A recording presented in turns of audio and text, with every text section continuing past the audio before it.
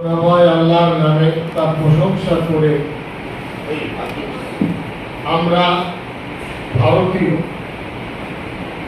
আমরা মুসলমান, এটা আমাদের দেশ। নিঃশ্বাসে, খাদ্যে, চলাফেরায় এই দেশ আমাদের। আগামীকাল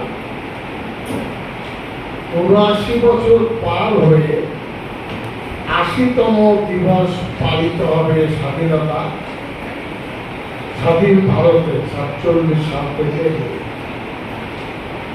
আমি আপনাদের সামনে বইটি উত্তর, বইটি লেখা আছে हमारा हिंदुस्तान और उसके फजाइल।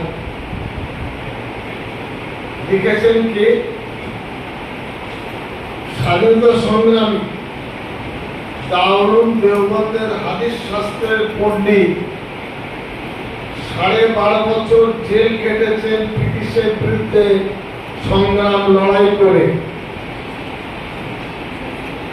তিনি, এবং ভারতবর্ষের আইনসভা সদস্য ছিলেন মাওলানা হিফজুর রহমান সাহেব, জেনারেল সেক্রেটারি। এরা লিখেছেন হামারা হিন্দুস্তান আর উসকে ফজাইল। আমাদের ভারতবর্ষ এবং তার গুণগত মান পৃথিবীর মানুষকে দেখিয়েছে। পবিত্র কোরআন মজিদে ৩০ পারা আয়াতের একটি অংশ এখানে উদ্ধৃত করা আছে। লেখা আছে আল্লাহর কালাম, আলাম নাজআলিল আরদা মিহাদা, ৩০ পারা সূরা।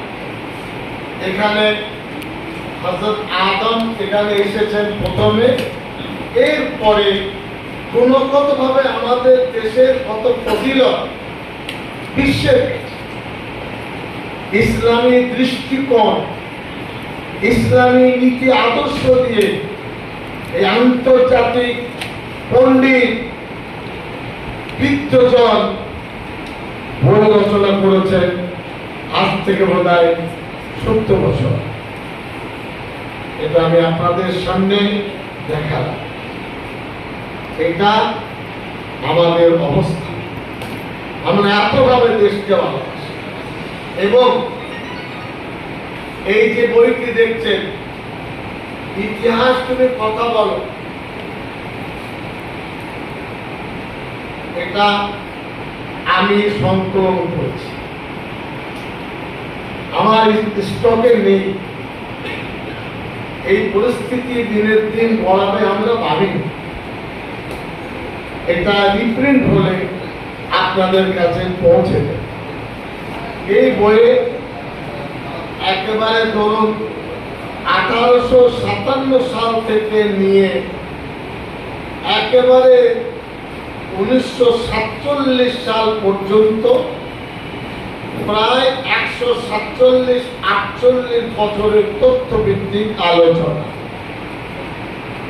এতে কোন সালে কোন ভাবে কি, এবং ভারতের স্বাধীনতা সংগ্রামে মুসলিম মনীষী ও আলেমদের অবদান, এতে কোনো দ্বিধার জায়গা নেই। আমাদের খবর যদি ন্যাশনাল মিডিয়া দিত, এটা আমাদের রচনা করতে হতো না। স্বাধীনতা আন্দোলনের খবর যদি স্কুলের পাঠ্যসূচিতে আমাদের গুরুত্ব থাকতো, কলেজে আমাদের লেখার দরকার হতো না। মনটা এত এত সংকীর্ণ, মনে হচ্ছে মুসলমানের কোন অবদান নেই। কালকে দেখবেন মুসলমান কিছুই করেনি। তাদের জন্য এই প্রেস ক্লাবে বসে আছি। প্রেস ক্লাবের সেক্রেটারি সম্পাদককে অত্যন্ত সম্মান জানিয়ে বলছি, প্রেস ক্লাবকে অসাম্প্রদায়িক হতে বলুন। সংকীর্ণতা ঊর্ধ্বে প্রেস ক্লাব চলুক। খবর নেই, এখানে 2 ডজন খবরের কাগজ। প্রেসের নীতি যেটা আছে, এই একচেটিয়া মনোভাব, একটা জাতিকে নিষ্পেষিত করবেন, ছোট করে দেবেন, এটা কি আছে? এটা আমি অনুরোধ করলাম। আমি প্রেস ক্লাবকে ভালোবাসি, প্রেসের বন্ধুদের ভালোবাসি, কিন্তু তাদের এক চোখ দু চোখ খুলতে পারেন না। দয়া করে ডাক্তার দেখে দুটো চোখ খুলুন, অথবা রঙিন চশমা সরিয়ে ভালো চশমা দিই। আমরা বাংলার মানুষ, আমরা যেমন রবি ঠাকুরের কথা বলি, আরো কথা বলি, এটাও কাজ। এই বইয়ের মধ্যে বিশেষ একটি অধ্যায় আমি আপনাদের শোনাচ্ছি, 1-2 মিনিট লাগবে।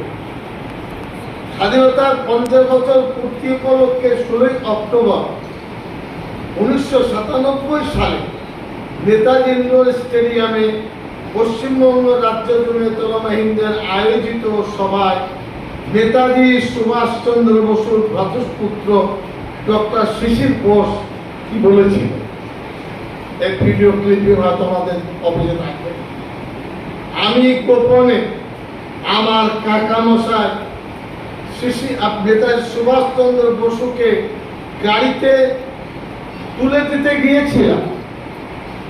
সেই গোপন যাত্রায় তিনি আমাকে বলেছিলেন, আমি জমিয়ত উলামা হিন্দের পূর্বসূরীদের নির্দেশ অনুযায়ী ইউরোপ যাচ্ছি। নেতাজি বলেছেন। আপনারা জেনে রাখুন, নেতাজি সুভাষ বসু এদের দ্বারা প্রভাবিত হয়েছিলেন। এই কলকাতা প্রেসের বন্ধুদের বলছি,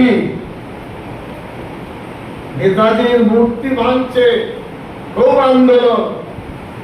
একদিন মালা পরিয়ে নেতাজির ভালোবাসা হবে না। আমরা নেতাজির দর্শনকে মালা গলায় তাবিজ করে রেখে দিই। ওই একদিনের ফুলের মালায় নেতাজি শুধু আমাদের নেই, নেতাজির আদর্শ, এটা হলো আমাদের কাছে অত্যন্ত শ্রদ্ধা।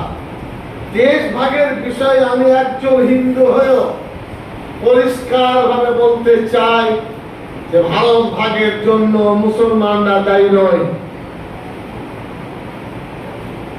তারপরে বলছেন, নিষ্ঠুর হলেও অপার সত্য কথা আমি আপনাদের সামনে জানাচ্ছি যে জমিয়ত উলামা হিন্দ সব সময় দেশ ভাগের বিরোধিতা করেছে।